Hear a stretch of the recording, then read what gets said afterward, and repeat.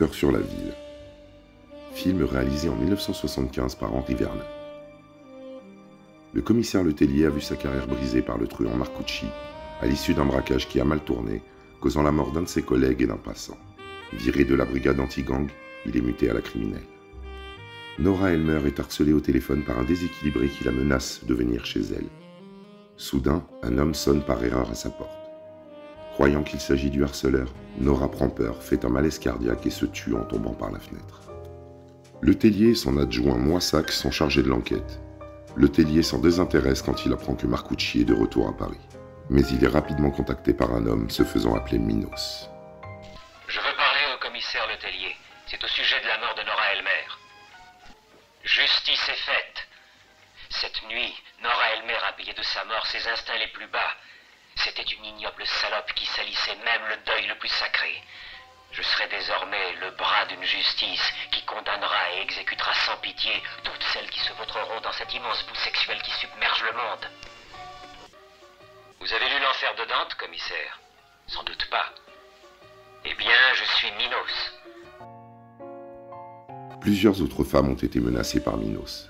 Parmi elles, Hélène Gramont, infirmière dans un hôpital où travaille Pierre Waldeck, un infirmier borgne dont l'œil de verre est masqué par des lunettes noires.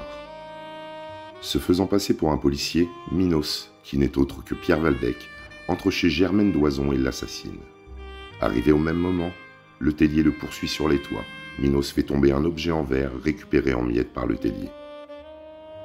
La poursuite continue dans les rues de Paris, mais Letellier le laisse filer en apprenant que Marcucci est dans le coin. Pourchassé, ce dernier se réfugie dans le métro et meurt au cours d'une fusillade dans une rame. Tous les journaux accusent le commissaire Letellier d'avoir laissé s'enfuir un tueur en série. Pour la première fois dans l'histoire du crime, un assassin accuse la police de l'avoir laissé s'enfuir délibérément.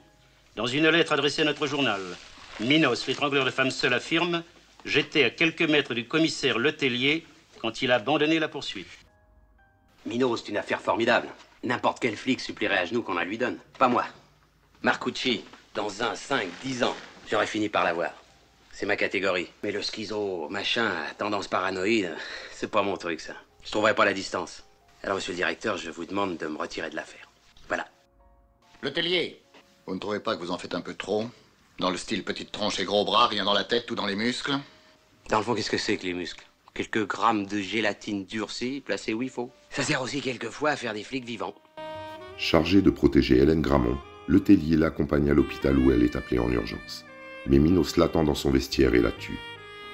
Puis, audacieusement, il se présente au commissariat afin de signaler que toutes les victimes avaient un lien avec l'hôpital.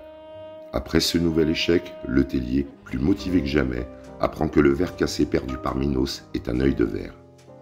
Il comprend alors que le tueur Minos et l'infirmier Pierre Waldeck ne font qu'un. En investissant son appartement, on découvre que Waldeck prévoit de tuer Pamela Sweet, une actrice du porno. Pendant ce temps, Minos jette une grenade devant une salle de cinéma où il diffusait l'un de ses films, faisant un mort et 17 blessés. Démasqué, Waldeck se retranche dans l'appartement de la star et la prend en otage avec toute sa famille.